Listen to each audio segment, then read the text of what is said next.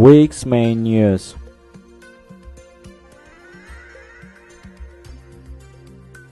Annual Fethullah, Hungry and Thirsty, stands for 8 hours in court.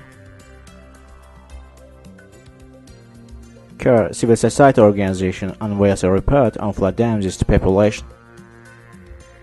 Azerbaijani scientists claim his rights were threatened by Iranian ambassador.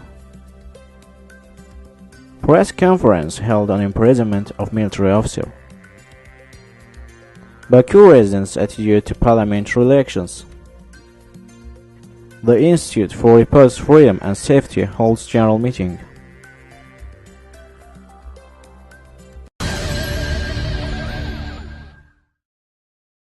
Sabail District Court held a hearing on imprisoned journalist Elnur Fethullahev's lawsuit against the Baku City Prosecutor's Office on the 7th of October.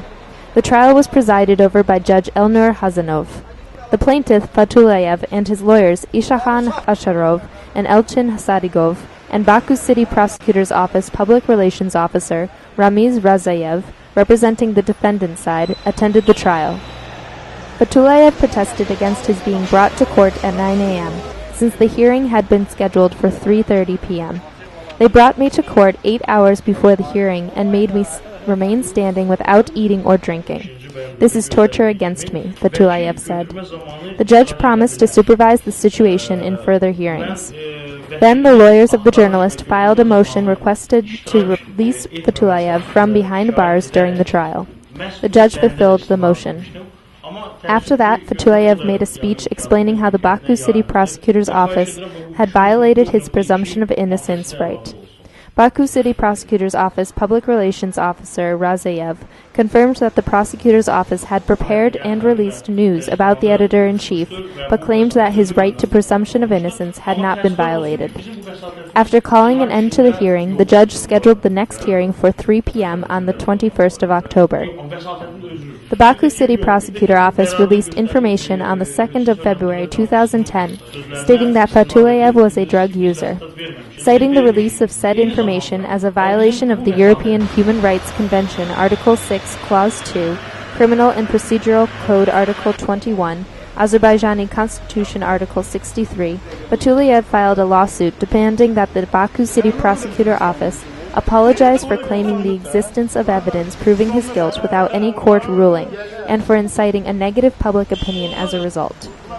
He also requested that the judge make a past decision about taking 1 manat from a Baku City Prosecutor Office and to pay the money to Garadag District Court Judge Ismail Khalilov for the legal consequences caused by the violation of his right to presumption of innocence. In 2007, Fethullahev, editor-in-chief of Relani Azerbaijan and Gündelik Azerbaijan newspapers, was sentenced to 8.5 years in prison for threatening terror and other accusations. However, the European Court on Human Rights declared his innocence and demanded his immediate release. The Azerbaijani government has been refusing to comply. Fethullahev was sentenced to 2.5 years in prison under the verdict issued by Garadag District Court Judge Ismail Khalilov on July 6, 2010. The court charged the journalist with possession without intent to sell of narcotics or psychotropic substances in an amount exceeding the necessary limit for personal consumption. The journalist appealed against the decision.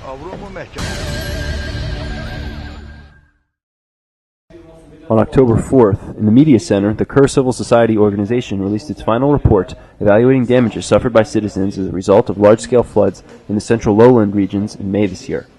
Organization coordinator Oktay Gulaliev said that 30,000 houses, 140 hectares of land, a number of schools and catering establishments in 40 regions sustained serious damages.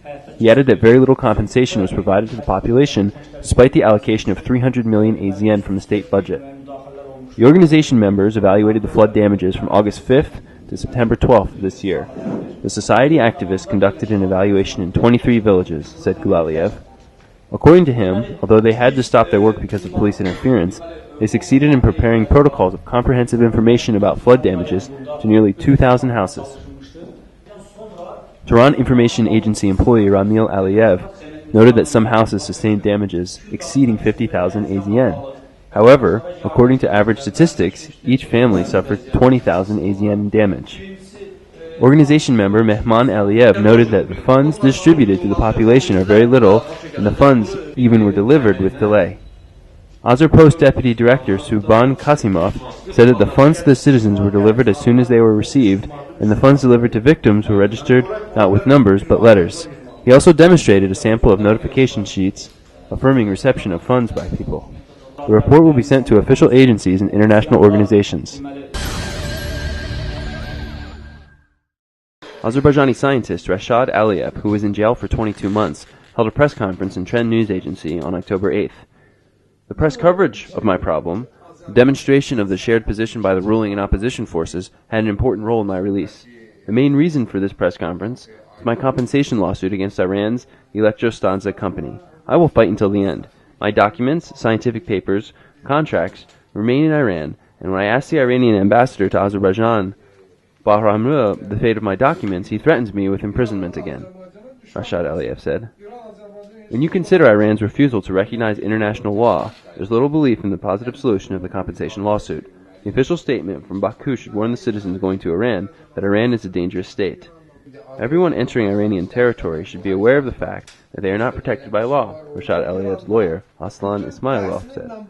Rashad Aliyev also added that about 30 Azerbaijani citizens are imprisoned in Iran under narcotics charges, and they don't want to be transferred in Azerbaijani prisons because of the fact that the punishment term for the narcotics in Azerbaijan is longer.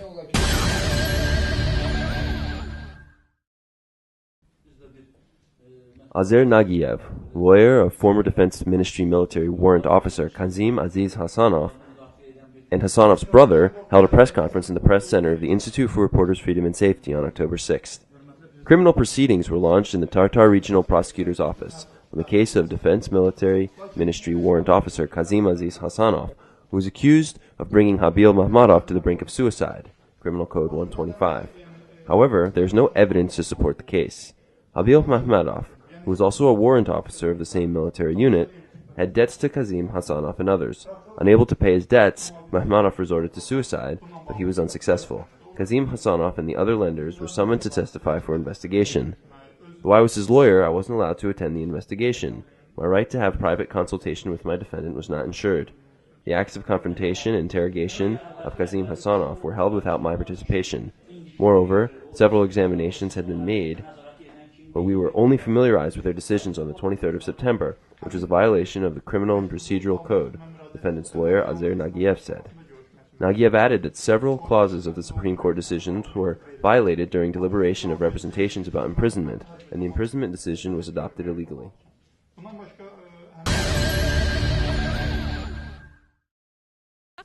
What do you expect from the elections? We expect better living conditions and that the elected parliamentarians will work much better. Everything will be okay. Will you take part in elections? Yes, it is the duty of every citizen. How many elections did you take part before this one? I took part in all of them. Thank you. Parliamentary elections will be held on November 7th. What do you think of them? I will participate. Did you participate in elections before this one? Yes, I did. Do you think there will be any positive or negative changes in the country? Perhaps there will be. Do you think the elections will be fair? I don't know. Only authorities know that. What do you expect from future parliamentarians? What changes will be there? Laws for the welfare of the people, economic recovery of the nation, law and education is being adopted, but I am disappointed with that.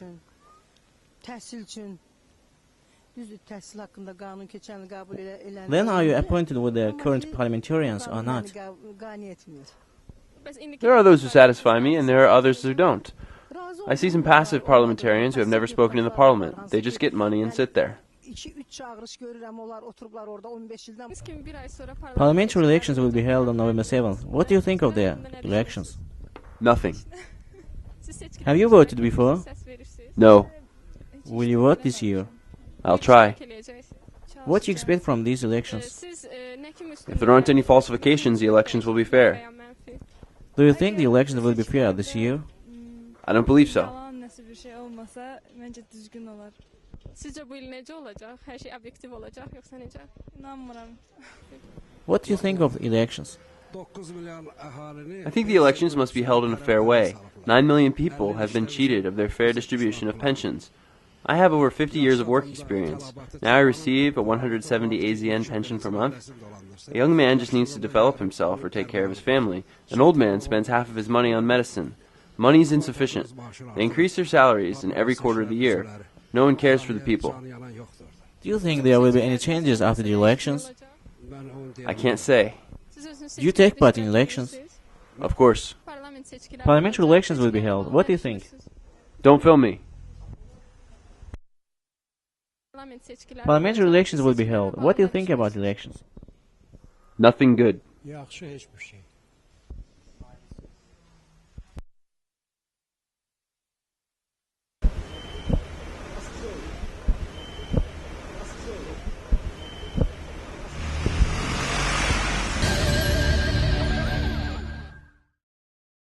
The Institute for Reporters' Freedom and Safety General Assembly held its 8th meeting October 7th. The Management Board and Supervision and Inspection Commission members were elected in accordance with the Public Union Charter. The meeting was held in the IRFS Press Center. 21 members of the union participated in the meeting. First, the members voted to elect Management Board and Supervision and Inspection Commission members. According to the voting results unveiled by the Commission, 9 members were elected to the Management Board for a period of 2 years, and 5 were elected to the Supervision and Inspection Commission Board for 5 years.